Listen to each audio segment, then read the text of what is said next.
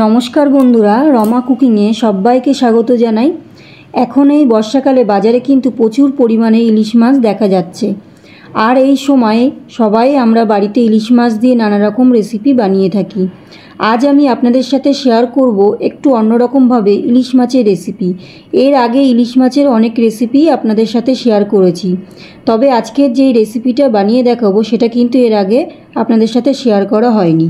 তো চলুন আজকে এই রেসিপিটা দেখে নেওয়া যাক।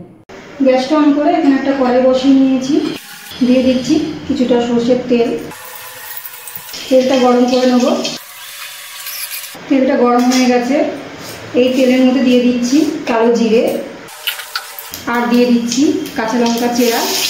একটু নাড়াচাড়া করে নিচ্ছি। এবারে এই বাটির মধ্যে আমি একটা মশলা মিশিয়ে রেখেছি, সেটা হলো 1 চামচ জিরের গুঁড়ো আর অল্প একটু কাশ্মীরি লঙ্কার গুঁড়ো আর একটু নুন আর একটু হলুদ, খুব সামান্য পরিমাণ জল দিয়ে মিশিয়ে রেখেছি। সেই পেস্টটা আমি দিয়ে দিচ্ছি। একটু ভালো করে কষিয়ে নেব। মশলাটা ভালো করে কষিয়ে নিয়েছি। এবারে এর মধ্যে দিয়ে দেবো ইলিশ মাছ। এখানে 4 পিস ইলিশ মাছ আছে। আমি ভালো করে মাছটাকে ধুয়ে নুন হলুদ মাখিয়ে রেখেছিলাম। সেই মাছটা এখানে এবার দিয়ে দেবো। মাছটা আমি ভাজিনি, মাছটা কাঁচাই দিয়ে দিচ্ছি। এই মশলার মধ্যে মাছটা একটুখানি 2-3 মিনিট মতো নাড়াচাড়া করে নেব। একটু উল্টে দিচ্ছি। 2 থেকে 3 মিনিট মতো মাছটাকে মশলার সাথে কষতে দিয়েছি। খুব বেশি নাড়াচাড়া করছি না, তাহলে মাছটা ভেঙে যাবে।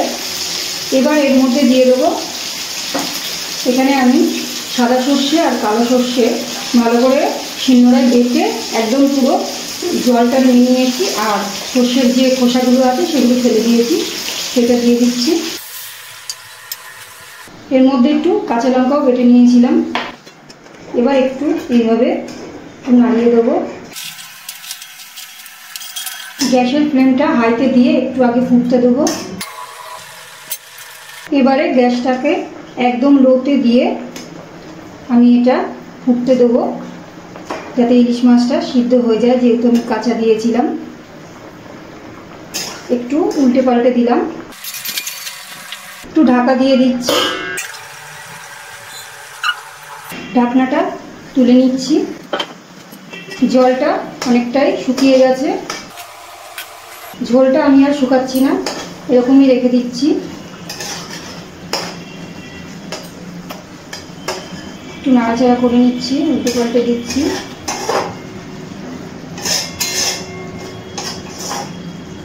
আমার রান্নাটা একদম কমপ্লিট হয়ে গেছে।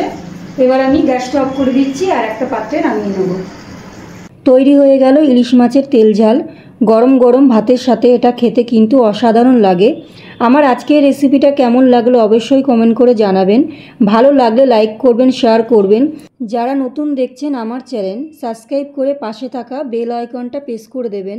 ভালো থাকবেন, সুস্থ থাকবেন। ধন্যবাদ।